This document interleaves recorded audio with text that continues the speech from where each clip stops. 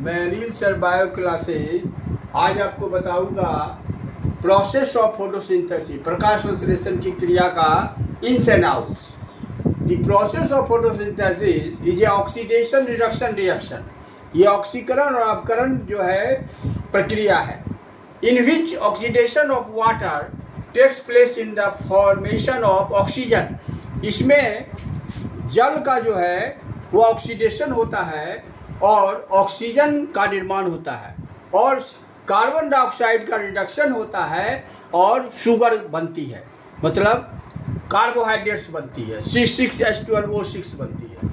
अब ये कैसे होता है, तो स्टेजेज ऑफ फोटोसिंथेसिस 2 स्टेज होता है। एक है फोटो केमिकल रिएक्शन और एक है केमिकल डार्क रिएक्शन। तो फोटो केमिकल रिएक्शन जो है, this reaction takes place in grana of chloroplast. तो ये लाइट रिएक्शन जो है वो ग्राना में होती है। This reaction is also known as Hill reaction. इस पर जो है एक साइंटिस्ट थे हिल, जिन्होंने कि वाटर का जो है स्प्लिटिंग किए थे कि कैसे वाटर जो है H+ और OH में होता है, इसलिए इसको हिल रिएक्शन भी कहा जाता है। और इसमें जो हिल रिएक्शन होता है, in which the reduction of water takes place to form H+ and electron E निकलता है। In the last stage the form of ये एनर्जी निकलेगा। और ये लास्ट रिएक्शन में क्या होगा कि एनर्जी जो है वह ATP के रूप में और NADP है, ये हाइड्रोजन एक्सेप्टर है और ये एनर्जी करेंसी है। ये इसको डार्क रिएक्शन में इसको मदद करेगा, जो निकलेगा लाइट रिएक्शन में, लेकिन इसका काम है ATP और NADPH का डार्क रिएक्शन में। अब देखिए यही स्प्लिटिंग ऑफ वाटर है जो हिल साहब का है। यो 4H2O, तो ये टूटा, ये H2O टूटा, H+ और OH- बैलेंस के लिए 4 दिया गया है। फिर H+ NADP हाइड्रोजन रिसेप्टर है, तो ये NADPH2 हो गया, इसे बैलेंस के लिए 4 सब दिए हैं। फिर OH- है आयन, तो इसमें H2 वाटर बना, ऑक्सीजन बना और इलेक्ट्रॉन निकला। तो यही हिल साहब का है। अब है सेकेंड केमिकल डार्क रिएक्शन।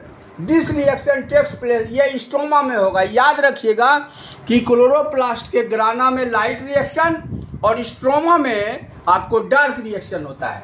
अब इस रिएक्शन में क्या होगा, for this reaction the energy कहाँ से आएगा, ऑब्टेन लाइट रिएक्शन से होगा, so that it is called dark reaction. For this reaction NADPH and ADP both molecules are used to synthesize of carbohydrates from CO2। मतलब इस reaction में NADPH और ATP इसका जो अणु है, जो कि आपको फर्स्ट जो है लाइट रिएक्शन से मिला है, ये संश्लेषण करता है कार्बोहाइड्रेट्स का कार्बन डाइऑक्साइड से। In it carbon dioxide starts, और इसमें कार्बन डाइऑक्साइड जो है शुरू होता है राइबोलोज डाइफॉस्फेट या बाइफॉस्फेट से। ये प्रवेश करता है आपको एक साइकिल में, एक चक्र में, रिएक्शन के एक चक्र में। और इसका जब इंड होता है, at the end of this reaction the synthesis of carbohydrates, इसके अंत में कार्बोहाइड्रेट्स बनता है और रीजनरेशन होता है राइबोलोज डाइफॉस्फेट का। और चूंकि ये जो है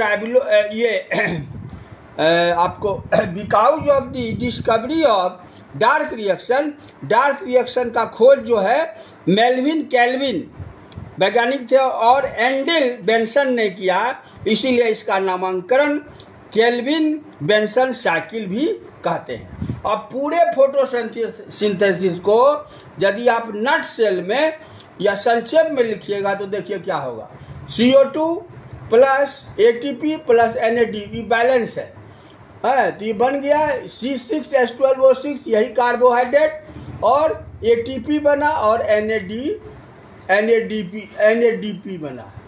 तो इसमें बैलेंस में 6 CO2 हो गया, 12 ATP 12 NADPH है, और बना क्या, ये बना C6H12O6, ये हो गया ग्लूकोज कार्बोहाइड्रेट, और 12 ATP बना और 12 NADP बना।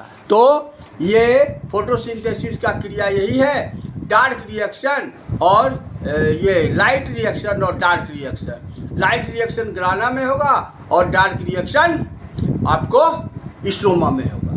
तो कल फिर इसके फैक्टर के बारे में बताऊंगा। Thank you.